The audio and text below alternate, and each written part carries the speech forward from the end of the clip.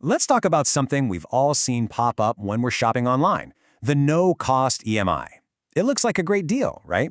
Pay over time with zero interest. But is it really free? Today, we're going to dig into what's really going on behind that tempting offer. You know the promise, right? Zero interest, zero extra cost.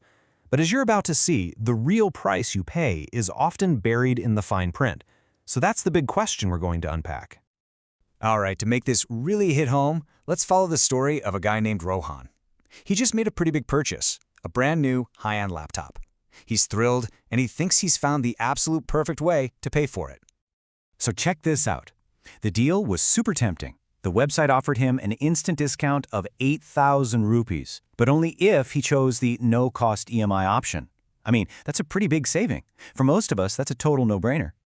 So let's just think about where Rohan's at. He gets the laptop he's been wanting, he gets a big chunk of money knocked off the price, and he gets to pay for it in easy installments with what he thinks is zero extra cost. It really does seem like the perfect deal. What could possibly go wrong? But of course, this is where the whole perfect deal thing starts to fall apart. When Rohan got his first credit card statement, he saw an interest charge, and he was shocked. It just didn't make any sense. He was promised no cost, right? So he did what anyone would do. He called his bank to figure out what was going on. Okay, so here's hidden cost number one. The bank explained a really clever bit of accounting to him. That 8,000 rupee discount he got, it isn't just free money. The bank actually treats it as the interest on the loan, which they've kind of paid up front for him. But here's the catch. The government charges an 18% tax, the GST, on that interest amount. So in Rohan's case, to make all the numbers work on their end, the bank calculated a theoretical interest of 20,000 rupees. And 18% GST on that amount, well, that added a surprise charge of 3,600 rupees to his bill.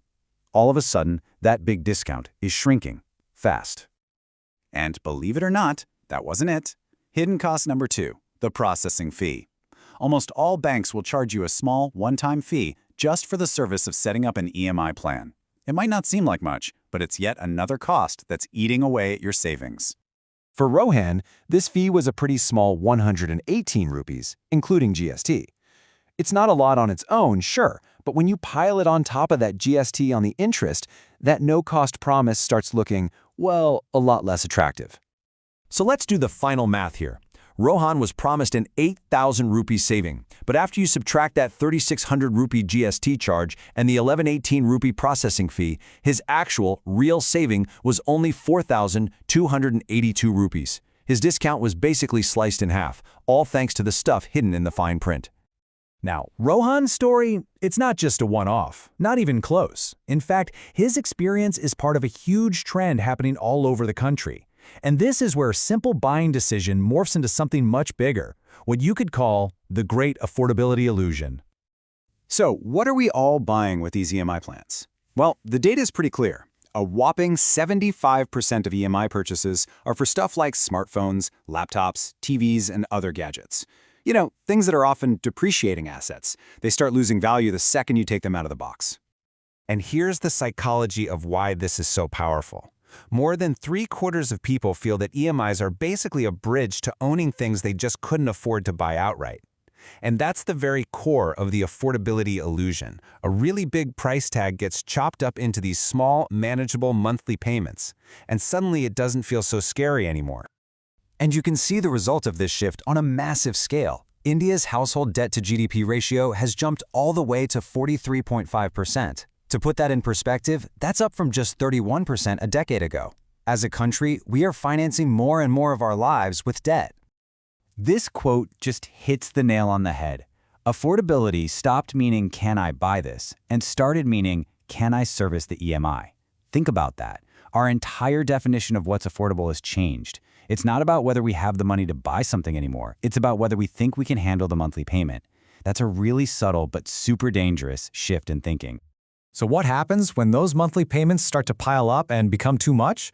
Well, this chart, it shows you the brutal reality. The amount of unpaid credit card debt in India has just exploded. It's gone up 6 times in only 4 years. The affordability illusion is starting to crack, and a lot more people are falling behind. You know, behind all these huge numbers, there are real people facing some serious pressure. So now let's take a look at the very real human cost of this debt culture. Let's take the real-life case of an entrepreneur from Bangalore. When his business started to struggle during the pandemic, he turned to credit to keep things afloat. It started small, but then it just spiraled. He ended up owing money to 17 different lenders, a total debt of over 40 lakh rupees. His monthly EMI payments were nearly 3 lakhs, an impossible amount to keep up with. The stress was just immense. And on top of that, he was facing constant harassment from recovery agents. For him, the only way out was to get professional help. This quote from him really highlights that feeling of being overwhelmed and the massive relief that comes from finally getting a handle on things. His story is a powerful reminder that even when you're deep in a debt spiral, recovery is possible. It just takes a structured, intentional plan. All right, so that brings us to the big question. How do we actually avoid these traps and use credit smartly, on our own terms? This brings us to our final section, a simple guide to becoming an intentional borrower. Before you even think about taking on new debt, you gotta run it through this quick, smart debt test. First, ask yourself, will this make me money? You know, like a loan for a business that's gonna generate income? That's smart debt. Second, does this save my cash for a better opportunity, like a low-interest home loan? That can also be smart. The third reason is just for convenience, using a credit card for points or cash flow, but paying it off in full every month. That's okay if you're disciplined. But the real danger zone is number 4. Am I borrowing just to fund a lifestyle I can't actually afford? That's the fast track to the debt trap. And that really leaves us with this one final thought. The next time you see that tempting, easy EMI offer, just pause for a second and ask yourself this simple question. Is this purchase an actual investment in your future, or is it just another monthly payment you're signing up for? The answer to that question could make all the difference for your financial health. Thanks for tuning in.